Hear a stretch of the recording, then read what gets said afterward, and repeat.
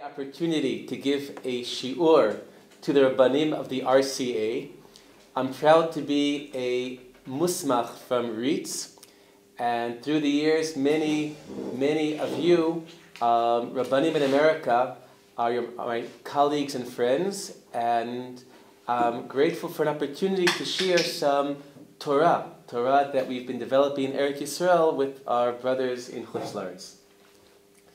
For many years, there's a way that I begin every shiur, and in the context of today's shiur about Purim, I'll also explain why the insight that led me to this practice.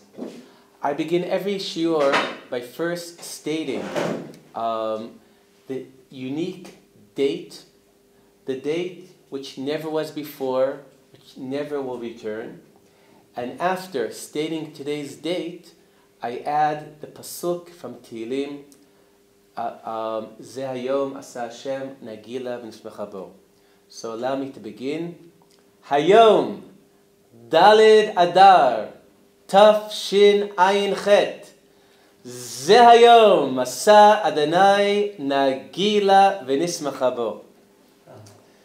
There's a legend about my wife's grandfather, the late Professor Akiva Ernst Simon, who was a well-known pacifist in his time. And as legend has it, every year he found a clever way to avoid celebrating Purim. On the 14th of Adar, he would stay put in his home in Yerushalayim. But on and that was Yud Adar is whenever outside of Yerushalayim is celebrating Purim. But when Tetvav Adar would come along, so he'd get on a bus to Tel Aviv, and so when in Yerushalayim they were celebrating Purim, he was safely away in Tel Aviv. So this story is merely legend, and part of it reflects a misunderstanding about the essence of Purim. A thinking that Purim is about militarism, when in fact, as we'll see, Purim is about shalom. And I'll try to demonstrate this. First, we know that Purim is called Purim because of the pur, the lottery, the lots that Haman drew to decide what would be the day that he would annihilate the Jewish people. Now, I think most people, if you would ask them, what day was the day chosen by the pur of Haman? The day that took place, the vanafachu, that everything turned around. My guess is most people would guess that would be the day of Purim, Yud Daled Adar, because Purim's called because of that pur. And Purim presumably is the day that took place, the vanafachu, everything turned around. But it's explicit in the Megillah, the day chosen by Haman, the day of the Nafachu, is not Yud Daled Adar. It's a day before that. It's Yud Gimel Adar. Yud Gimel Adar, that's the day of the Vanafachu. Now, what do we do on Yud Gimel Adar? We don't celebrate. We don't make parties. Yud Gimel Adar is a fast day. We don't eat, we don't drink. Many identify this fast day with the story of the three-day fast of Esther HaMalkah in anticipation of her meeting with Achashverosh. But if you look at the classical sources, the reason given for this fast is not of the fast of Esther, but the fact that the 13th of Adar was a day of war. And on a day of war, we fast. This is even mentioned in the Mishnah Berurah. I'll give it an exact quote. The Mishnah Berurah in Siman Tafresh Pei Vav Bet says it's a remembrance of the Milchama. Shu'eit Tzara, a time of Tzara. V'tzarech haita rachamei shemayim. A day of war, we need a lot of mercy from the heaven. It's a day of hardship. So they fasted on Yud Gimel Adar. So The day of the war, the day of the Nafechu, we don't celebrate, we fast. And this is a very fundamental statement.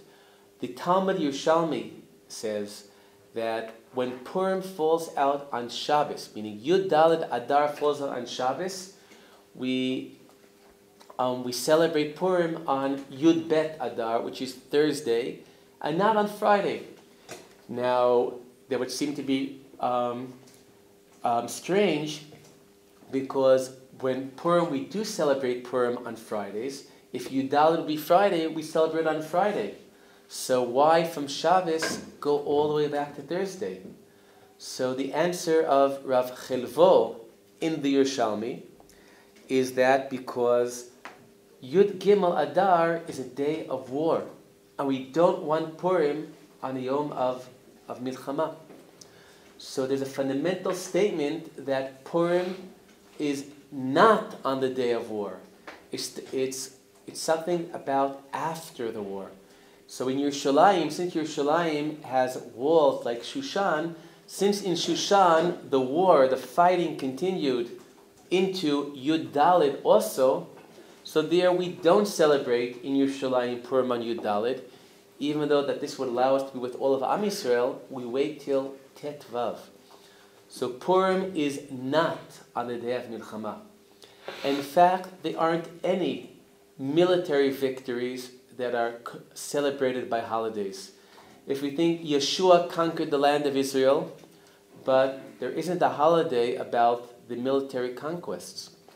In Chanukah, indeed, we are grateful for the miracle of overcoming the Yevanim, but the holiday is named after Chanukah, the spiritual aspect of the dedication of the Beit HaMikdash.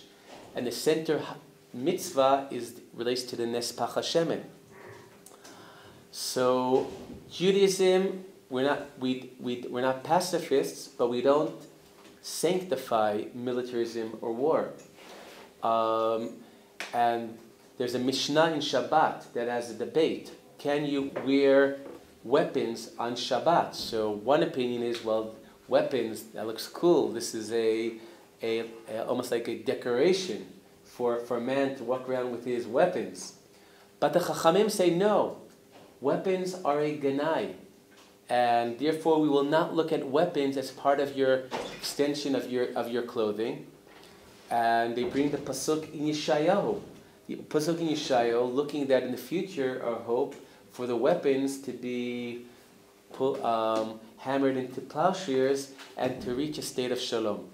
So we don't, and this is really something very unique. I was in Egypt a number of years ago, in Cairo, and right near Cairo there's a city called October 6th. And why is a city named after the month of October? This is to celebrate that at the beginning of the Yom Kippur War in October, at the very beginning, the Egyptians had a upper hand. So it's a war, they ended up losing the war, but the fact that there was one point that they had upper hand in a military sense, this was enough to dedicate a city. When I was in Cairo, I saw there's even a university, the October University, also named after that day of kind of victory. Again, afterwards they lost the war. And in fact, Sadat was assassinated when he was in a parade celebrating the October War. So here we have a country that lost the war. Nothing got out of it, but because there was some point of a military upper hand, this is worthy of tremendous commemoration. We know that sometimes in America, sometimes our Americans, brothers and sisters, sometimes are very concerned about Israel becoming too much of a militaristic society.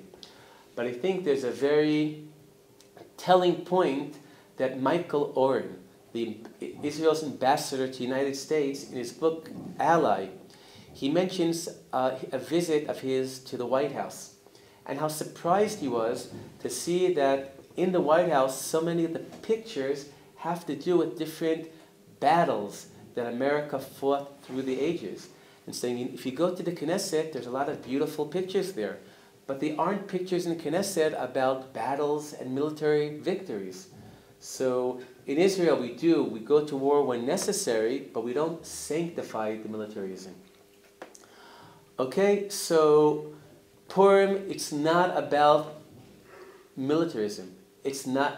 Purim is not even on Yud Gimel Adar, the day of the war, the day of the Vanafachu. So what is Purim all about?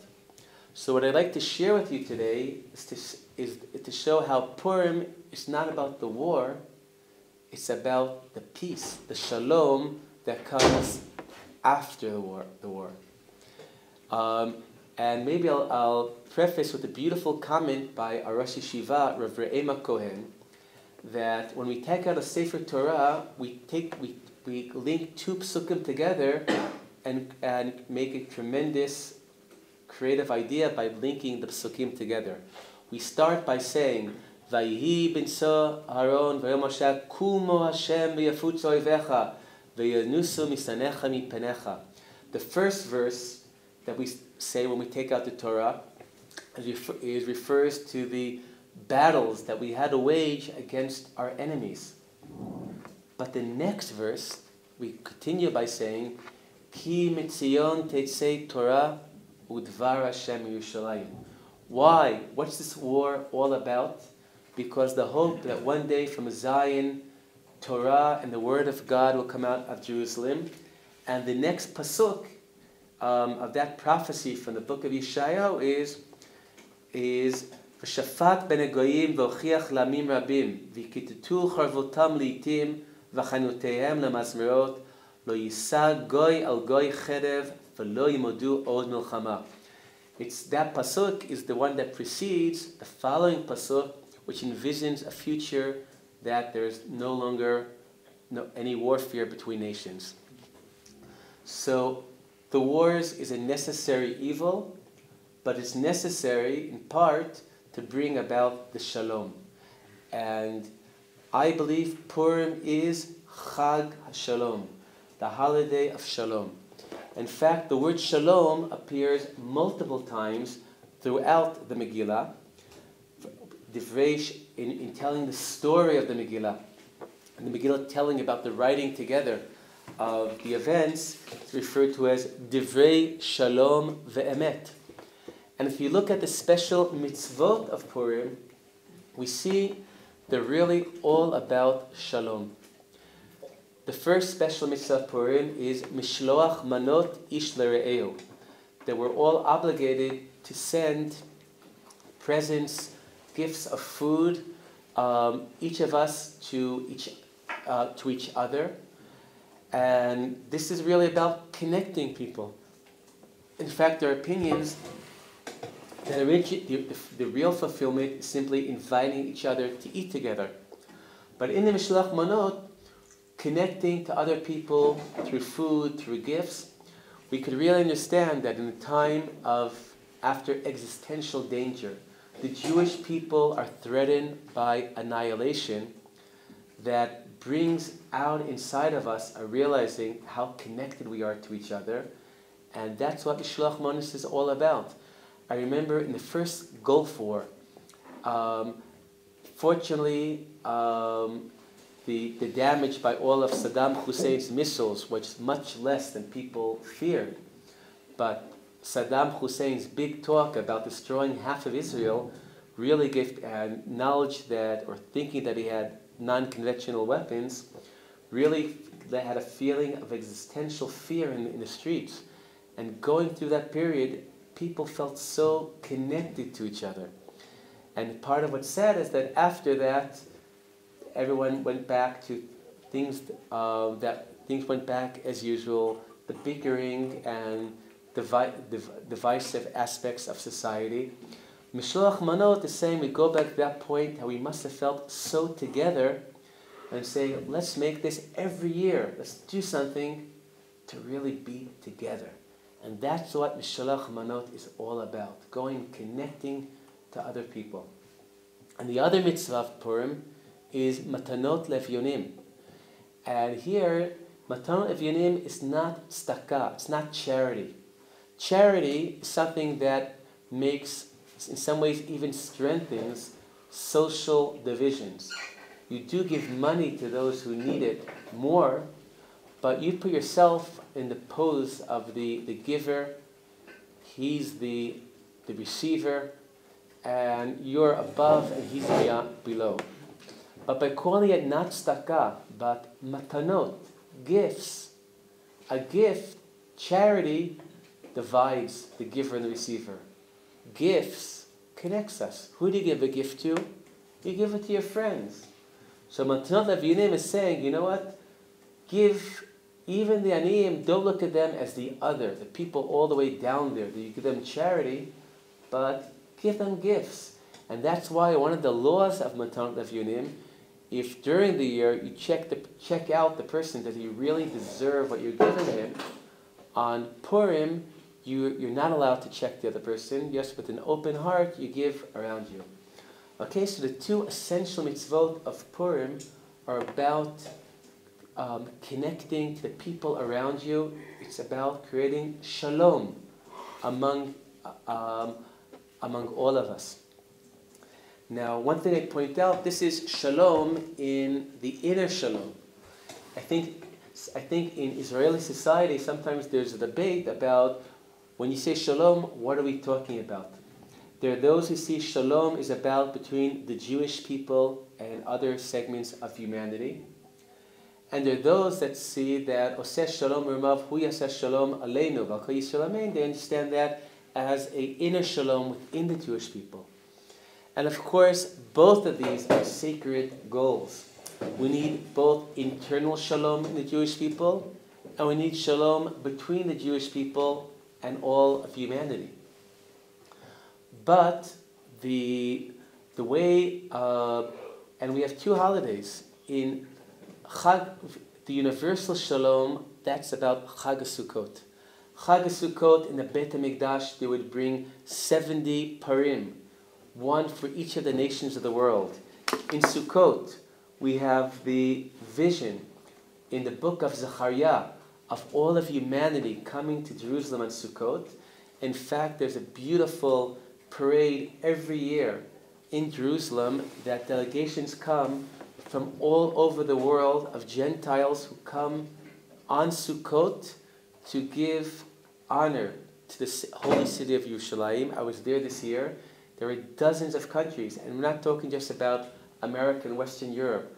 There was Malaysia, Angola, Iceland, all around the world in beautiful, each country sending a beautiful procession of people with their native costumes to give honor to the holy city of Jerusalem. So the Jewish people, we have a Shalom Olami, that's Chag HaSukkot.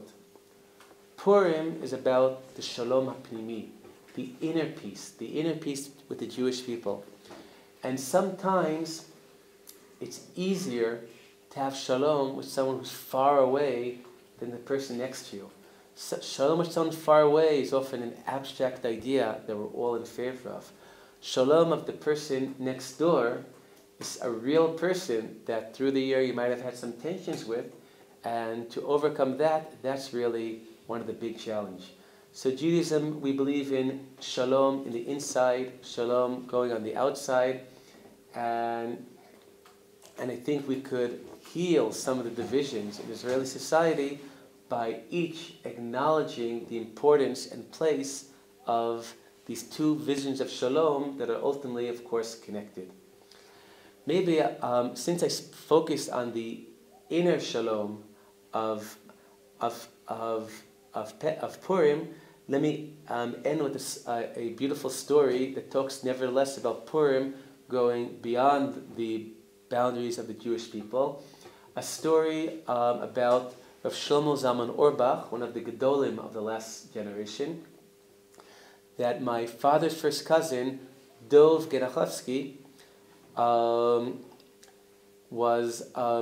he was very close. He lived nearby and was very close with Rav Shlomo Zalman. And Dov was also the economics editor of Yediot Achronot.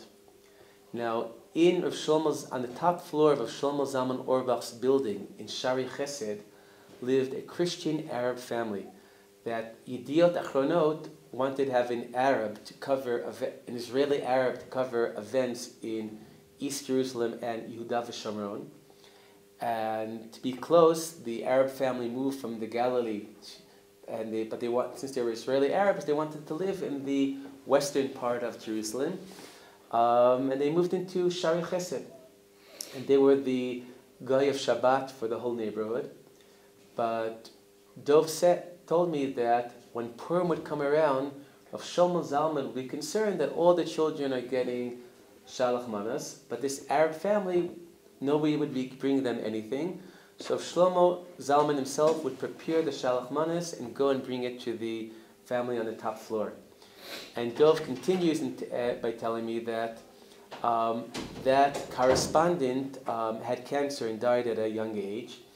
And first Dov asked Rav Shlomo Zalman about going to the funeral, because the funeral was going to be held in a church, and it's a complicated halachic issue for Jews entering religious ceremonies in a church. But Rav Shlomo told him, you should go stand all the way in the back, but you should go to give honor to this person's memory.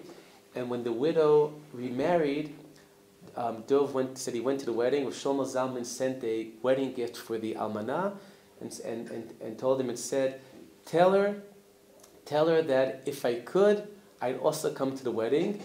And Dov said Rav Shlomo Zalman would drive him crazy because he was concerned that maybe Yediot Achronot wouldn't give the full rights to the widow after in the pension and other things. So he said he would constantly call me to make sure that Yediot Achronot is giving everything that this family deserves to get as a staff member who passed away. Okay, so that's our first topic for today, which is about Sukkot Chag HaShalom. Now, in the second topic, I'd like to try to talk about another aspect of the essence of Purim, connected to the idea of Simcha, and what I spoke about at the beginning of the Shiur, about why I begin every Shiur with that pasuk from Tehillim that I mentioned. In 1992, I was teaching at this Rav Steinsaltz's yeshiva in Moscow. A little bit of history. In 1991 was the end of the Soviet Union, and for the first time, after more than 70 years, a yeshiva, we were able to open a yeshiva in Russia. And Jews came from all around to study Torah. And in Rav Steinsaltz's yeshiva, comes around Tisha B'Av. In Moscow, because it's so high north, Tisha B'Av ended at about 11:30 at night, and the locals in the Beis Medrash broke the fast on vodka. Now, I confess I was a little bit surprised and taken aback, and one of the old-timers looks at me and says, "Let me tell you a story." And the story is that, says, years ago there was a Rebbe that would drink a mashka 70%. And afterwards, the Rebbe got sick. And the Hasidim said, "Rebbe, is that because that's 70% alcohol you drank?" He said, "No, it was the 30% water." So this is a story of Torah Chutz La'aretz. Because in Chutz La'aretz, we know in Chutz La'aretz, if people want to get higher and higher, sometimes to get drunk, they use alcohol. And we know the Megillah is a story told about Jews living in Chutz La'aretz, and they're drinking wine all the time. But the essence of Torah Eretz Yisrael, if you want to really get higher and higher, you want to get intoxicated, you do it not with alcohol, you do it with water. And that's why in Yeshayahu it tells us, "Ushaftem mayim bisason mimanei Yeshua." We draw water with joy. And we know that in the Beit HaMikdash, Chag HaSukkot is Zman Simchatenu. And on Chag HaSukkot, Zman Simchatenu, we know that every day of the year, to the Mizbeach, they would bring wine, the Nisuch Hayayin. Only on Sukkot, they would bring to the Mizbeach also mayim, water. So it's Zman Simchatenu, real joy. It's not about the wine, it's about the water. And there's a teaching in the Holy Zohar on Parshat Shmini. And the Zohar asks, why is it that Kohanim who serve in the Beit HaMikdash, when they're serving in the Beit HaMikdash, they are forbidden to drink wine? Because we would think that Kohanim are supposed to be filled with joy, to serve God with joy. And it says in Tilim, V'yayin isamach lev enosh. Wine brings joy to the heart of people.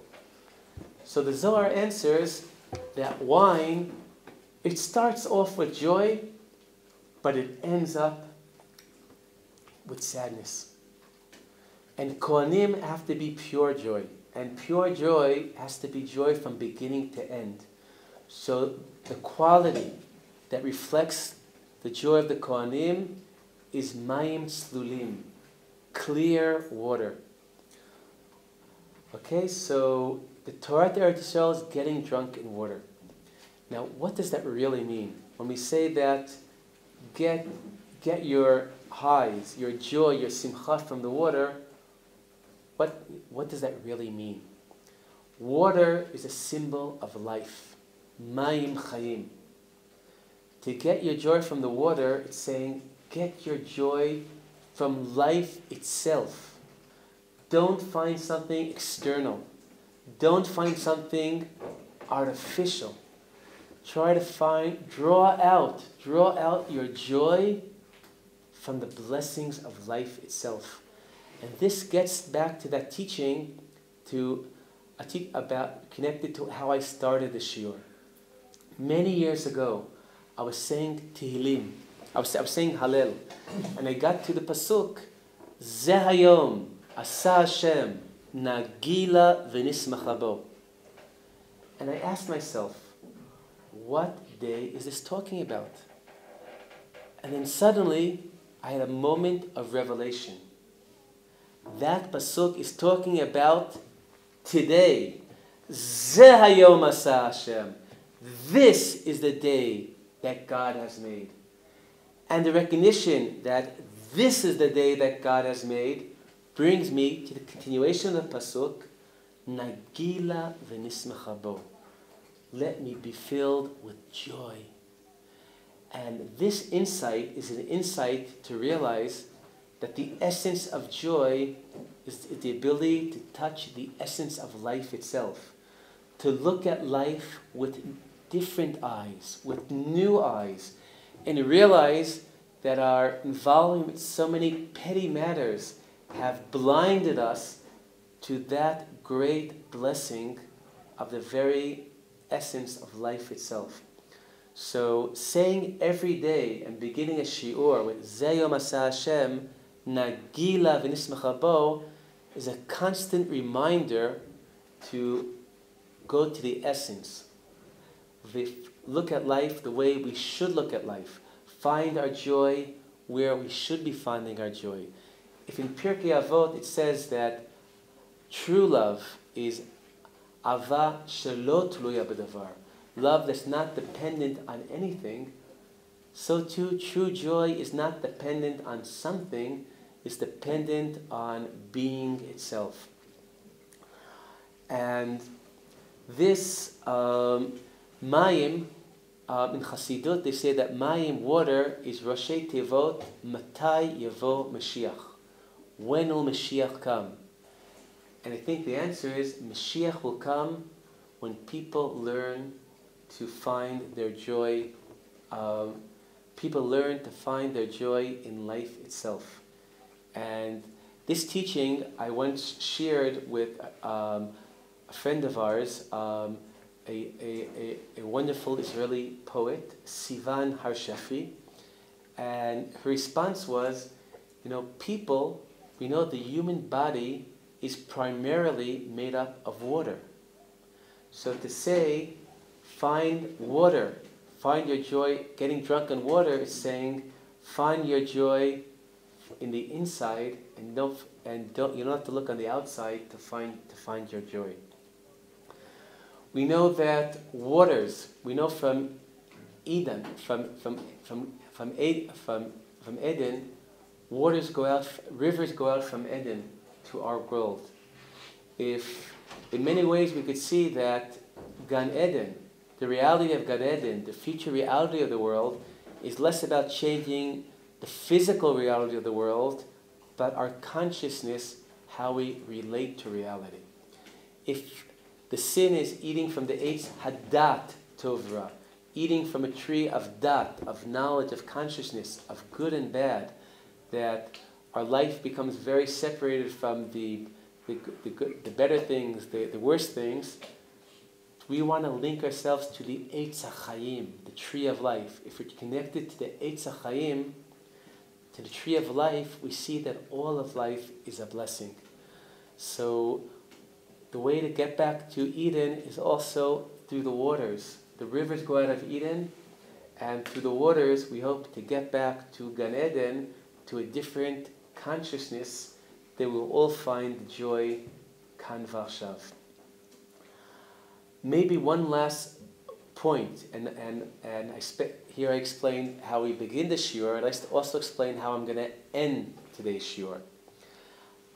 There's a famous anecdote in a book by Azriel Carlebach that tells about the difference between the East and the West. Carlebach was visiting in India, and in a conversation with the Prime Minister of India, they're talking about India's problems, and Carlebach says, okay, so the question is, what to do? And then the Prime Minister says, I see you must be a European. Here, we don't say, the question is what to do, the question is what to be. And in one anecdote, Carlebach gives us two different approaches to what is the great question of life. Is the question of life about doing, what to do, or is it about what he identifies with the Western world, or is it about being, which he connects up to the East? Doing is about changing reality, changing the world. Being is about accepting reality, accepting things as they are.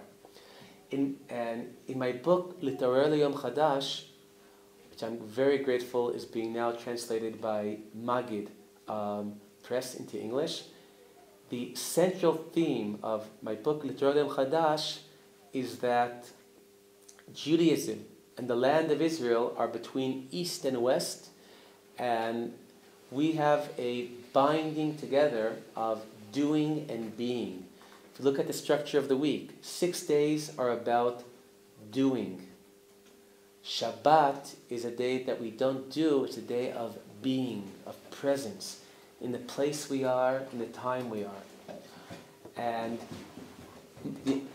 talking about Purim today, in the second Torah, I was talking a lot about the being, finding joy in life itself. And this is the way we began the shiur. But as he said, I believe we have to balance, and that's why the end of the shiur will be the balance of the being that we began with the doing that I would like to end the shiur.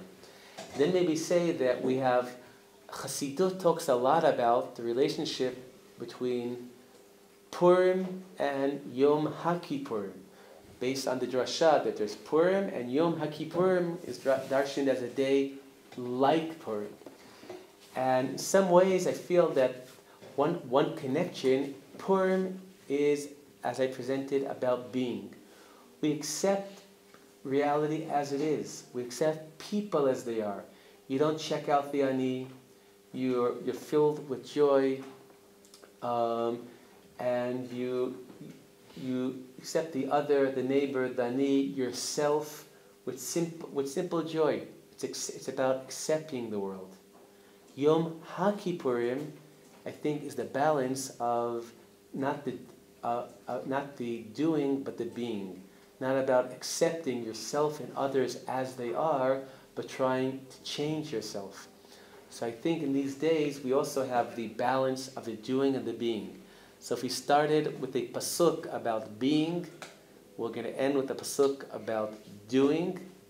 Sof davar, hakol nishma, et Elohim yira, ve'et mitzvotav shmor, ki ze kol ha'adam.